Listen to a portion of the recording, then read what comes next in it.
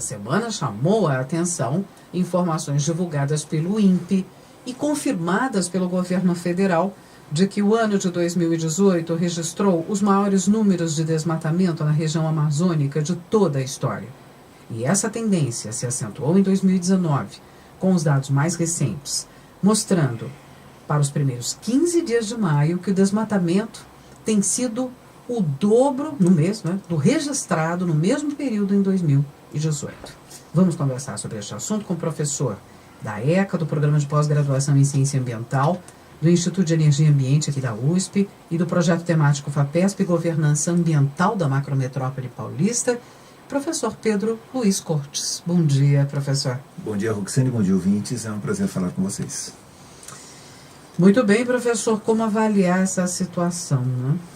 Então, Roxane, desde 2003, 2004, o desmatamento na Amazônia ele apresentava uma clara tendência de redução, o que persistiu até 2011, 2012. Desde então, ele voltou a crescer e de maneira muito intensa, especialmente no ano passado, e ao que tudo indica, como você falou na abertura, esse ano tende a ser pior do que o ano passado, né? Uma questão que ocorre, importante, é que houve uma diminuição esse ano do número de multas aplicadas. As fiscalizações, realizadas pelo IBAMA e pelo ICMBio, na região elas continuam, mas os dados obtidos pelo jornal Estado de São Paulo, essa semana, mostram que o número de multas diminuiu. Então, este ano, até a metade de maio, o IBAMA emitiu 35% menos multas do que no mesmo período do ano passado. Em 2018 foram emitidas 1.290 multas e este ano 850 autuações. E no ICMBio a situação também é similar.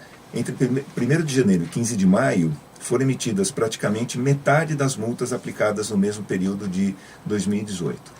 Como se não bastasse isso, há uma fila parada. O jornal Estado de São Paulo ele constatou que no ICMBio, dos 354 autos de infração emitidos pelos agentes este ano, eles estão prontos para que sejam cobrados. Apenas falta a homologação pelo presidente do órgão, mas este ano a chefia do ICMBio não homologou nenhuma multa, nenhuma autuação, e essas cobranças pendentes somam a quantia de 146 milhões de reais. Isso está parado. Basta apenas essa decisão final para que seja iniciado o processo de cobrança, E, consultado a respeito disso, o Ministério do Meio Ambiente não se manifestou. Ou seja, isso na prática constitui um incentivo ao desmatamento. Por quê? Você tem que a fiscalização ela é realizada, mas na prática essa multa não é cobrada, isso fica parado dentro da burocracia do órgão, ou mesmo houve uma redução na quantidade de multas. Quer dizer, para quem está querendo desmatar, é uma sinalização mais do que clara de que houve hoje há uma liberdade muito maior em se proceder dessa maneira. E esse incentivo ao desmatamento ele também vem no discurso oficial, porque várias vezes, a gente já comentou isso aqui, o ministro Ricardo Salles, ele vem procurando desqualificar os funcionários de carreira do Ministério e de órgãos como o IBAMA e ICMBio.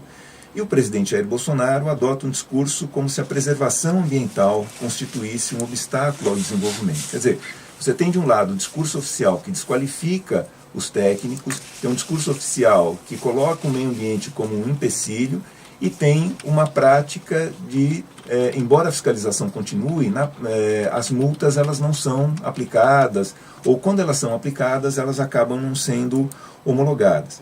E o que a gente tem que considerar, o que muitas vezes eles esquecem, é que estamos lidando com o patrimônio nacional.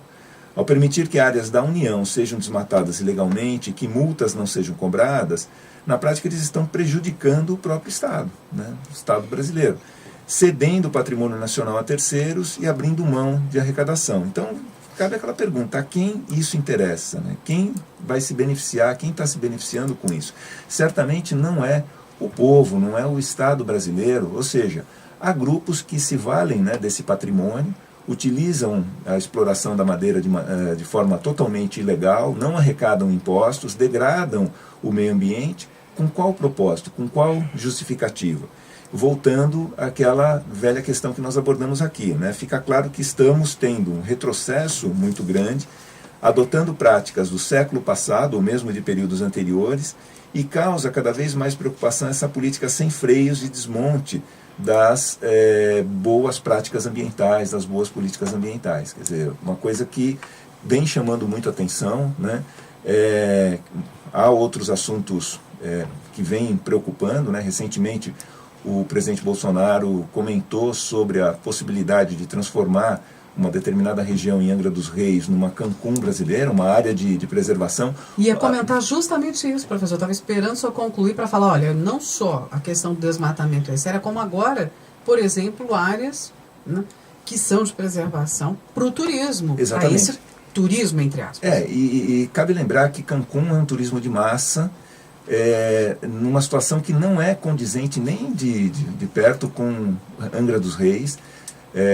A parte preservada de Angra dos Reis é uma parte muito pequena e vale lembrar que ela é responsável por atrair os turistas para Angra dos Reis.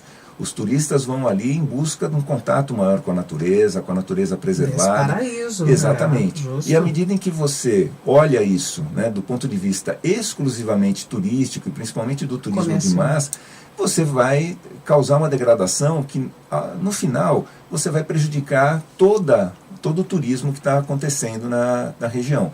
Então, os próprios moradores, os próprios comerciantes, eles são contra essa visão do presidente Bolsonaro.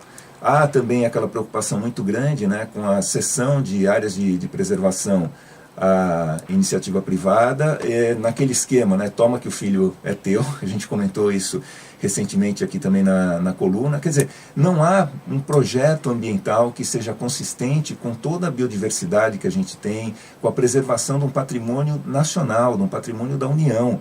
Né? Não é uma questão ideológica, não é uma questão política, é uma questão de preservação daquilo que é nosso e que outros países não têm, né? A gente tem, pode valorizar isso, pode ganhar com a biodiversidade, pode ganhar com um turismo de qualidade, controlado, bem planejado, né? Mas essa política sem freios, ela vem causando aí preocupações muito grandes aí em todos, né? Principalmente na comunidade que trabalha mais diretamente com as questões ambientais.